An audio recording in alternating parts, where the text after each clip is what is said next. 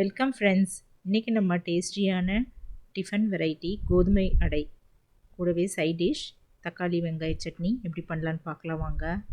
இந்த டேஸ்டியான ரெசிபி பார்க்குறதுக்கு முன்னாடி என்னோடய சேனலை சப்ஸ்கிரைப் பண்ணாதவங்களாம் சப்ஸ்கிரைப் பண்ணிவிட்டு கூடவே பக்கத்தில் இருக்கிற பெல் ஐக்கானையும் கிளிக் பண்ணிக்கோங்க. இப்போ கோதுமை மாவு ஒரு கப் எடுத்துக்கலாங்க. இஞ்சி கொஞ்சம், பச்சை மிளகாய் இது போலெல்லாம் சின்னதாக அரிஞ்சு எடுத்து வச்சுக்கலாம். கருவேப்பிலையும் எடுத்து வச்சுக்கலாங்க. அடுப்பில் ஒரு பேன் வச்சுட்டு இல்லை ஒரு வானலி வச்சுட்டு அதில் 3-4 ஸ்பூன் எண்ணெய் ஊற்றிக்கலாம்.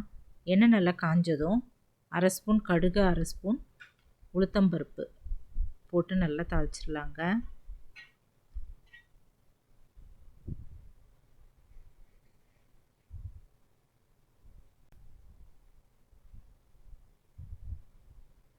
இது நல்லா செவந்ததும் இந்த கருவேப்பிலை, பச்சை மிளகாய், இஞ்சி இதெல்லாம் போட்டு நல்லா தாளிச்சிடலாங்க. இது வதக்கிட்டு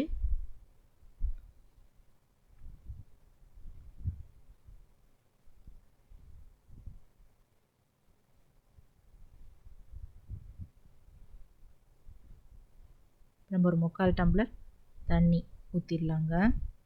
ஒரு கப் நம்ம கோதுமை எடுத்துருக்கோம். 3/4 டம்ளர் தண்ணி ஊற்றிட்டு நல்லா கொதிக்க விட்டுடலாம். இது கூடவே நம்ம பெருங்காயத்தூள் கொஞ்சமாக ஆட் பண்ணிக்கலாம்.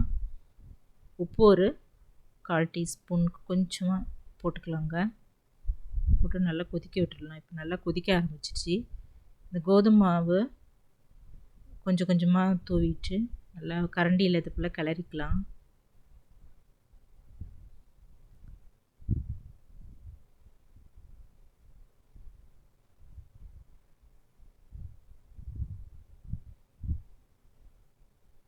இது நல்லா கொதிக்கிறதால தண்ணி நல்லா கொதித்து இந்த மாவு போடுறதால மாவு நல்லா வெந்துருங்க. அதனால் நல்லா கோதுமை அடை நல்லா சாஃப்டாக இருந்தது. இதெல்லாம் நல்லா உறிஞ்சின பிறகு நம்ம ஸ்டவ் ஆஃப் பண்ணி இறக்கி வச்சுக்கலாங்க. கொஞ்ச நேரம் அப்படியே இருக்கட்டும். நம்ம இன்னொரு பாத்திரத்தில் இதை ட்ரான்ஸ்ஃபர் பண்ணிக்கலாம்.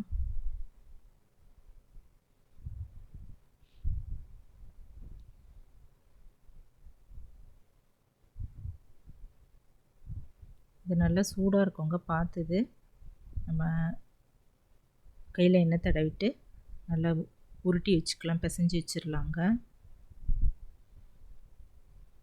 இது நல்லா சாஃப்டாக இருக்கும்.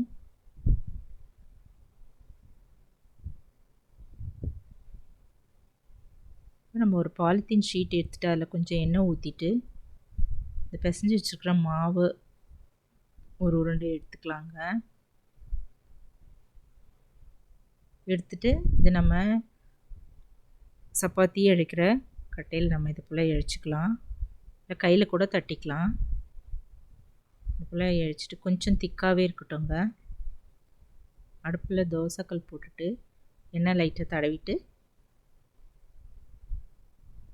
நம்ம தட்டி வச்சுருக்க இந்த கோதுமை அடை அதில் போட்டுடலாங்க. இது போல் ஒவ்வொன்றா சுட்டு எடுத்துடலாம். ஓரெல்லாம் எண்ணெய் ஊற்றிட்டு நல்லா 2 பக்கம் நல்லா செவந்ததும் எடுத்து வச்சிடலாங்க. இது போல் நம்ம எல்லா கோதுமை அடையும் சுட்டு எடுத்துடலாம்.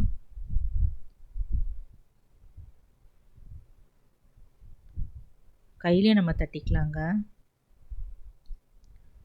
இந்த கோதுமை அடையை நான் ரொம்ப நேரம் கழிச்சு கூட யூஸ் பண்ணி பார்த்தா ரொம்ப நல்லா சாஃப்டாக இருந்ததுங்க. அடுப்புலேயே இது பாதி வெந்துடுறதால நல்லா சாஃப்டாக இருந்தது.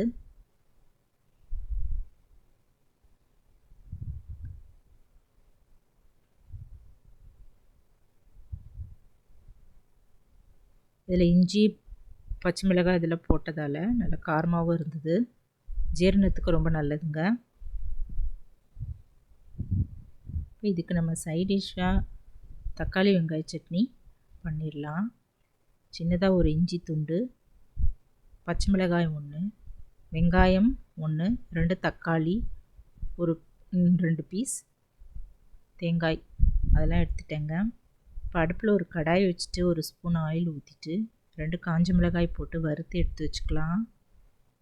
இப்போ நம்ம கட் பண்ணி வச்சுருக்கிற எல்லா காய்கறிகளையும் இதில் போட்டு நல்லா வதக்கிடலாங்க.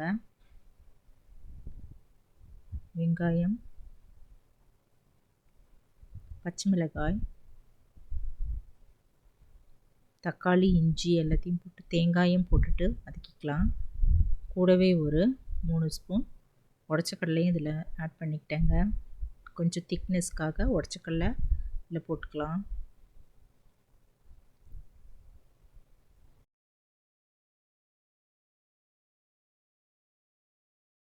கொஞ்சம் வதங்கின பிறகு கொஞ்சம் உப்பு ஒரு 1/2 ஸ்பூன் போட்டு நல்லா வதக்கி இறக்கி வச்சுக்கலாங்க. இது ஆறுனது மிக்ஸி ஜாரில் போட்டு அரைச்சிக்கலாம்.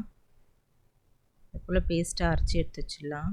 இப்போ இதுக்கு தாளிச்சிடலாங்க. அடுப்பில் ஒரு தாளிக்கிற கரண்டி போட்டு 1 ஸ்பூன் ஆயில் ஊற்றிட்டு பெருங்காயம், கடுகு, உளுத்தம் பருப்பு இதெல்லாம் போட்டு தாளிச்சிட்டு கருவேப்பிலையும் போட்டுட்டு நம்ம இந்த அரைச்சி வச்சுருக்கிற இந்த தக்காளி வெங்காய சட்னியில் ஊற்றிடலாங்க. கொஞ்சம் தண்ணி இதில் ஆட் பண்ணிவிட்டு நம்ம அது கரண்டியில் கலந்து வச்சிடலாம். இப்போ டேஸ்டியான கோதுமை அடை, அதுக்கு சைட் டிஷ் டேஸ்டியான தக்காளி வெங்காய சட்னியும் தயாராகிடுச்சுங்க. இந்த டின்னர் பிரேக்ஃபாஸ்ட் ரெசிபி நீங்களும் வீட்டில் ட்ரை பண்ணி பார்த்துட்டு எப்படி இருக்குன்னு கமெண்ட்டில் சொல்லுங்கள் ஃப்ரெண்ட்ஸ். இந்த வீடியோ பிடிச்சதுன்னா குக்கிங் வித் சித்ரா சேனலை சப்ஸ்கிரைப் பண்ணிக்கோங்க. தேங்க்ஸ் ஃபார் வாட்சிங். நம்ம அடுத்த வீடியோவில் பார்க்கலாம்.